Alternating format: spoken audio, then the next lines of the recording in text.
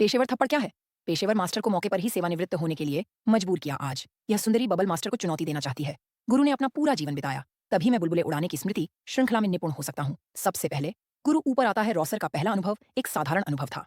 उफ, अति सुंदर स्वनिर्मित अंतिम स्पर्श ने प्रदर्शन को समाप्त कर दिया। हालांकि मोरिकावा की चीख से स्वामी ने उसके चेहरे पर वार किया। उन्होंने यहां तक तिरस्कारपूर्वक कहा कि उन्होंने केवल कुछ ही दिनों तक अभ्यास किया था। आखिरकार मोरिकावा की बारी आ गई। बहुत बढ़िया, चलो इसे आजमाते हैं। हे भगवान, वो तो मुंह पर थप्पड़ मारने का बादशाह बनने के लायक है। वो एक ही बार में कामयाब हो सकता है। उन्हें हवा में बुलबुला बनाने की प्रेरणा मिली। यह दृश्य देखकर स्वामी भी घबरा गए। कठिनाई बढ़ाने और बुलबुले में बुलबुला बनाने का निर्णय लिया गया। अंत में छोटे हाथ की एक लहर से बुलबुला पूरा हो जाता है। इसने सभी की तालियां और जयकारे जीते। मोरिकावा भी इसे देखकर हैरान रह गए। हर कोई उसके लिए पसीना बहा रहा था। लेंस से हिलाओ। अंततः सफलतापूर्वक लपेटा गया मास्टर को इतनी आसानी से मैच खत्म करते देख वह इतना चिंतित हो गया कि वह और कुछ नहीं देख सका। यह ऐसी चीज है जिसका मैंने कई वर्षों तक कड़ा अभ्यास किया है।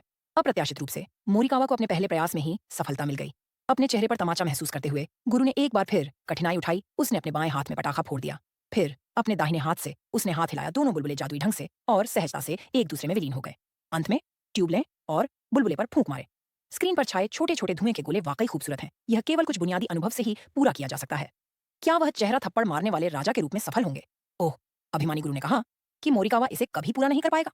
हालांकि जब स्वामी अभी भी आनंद से भरे हुए थे, चेहरे पर थप्पड़ मारने वाले राजा मोरिकावा को फिर से सफलता मिली।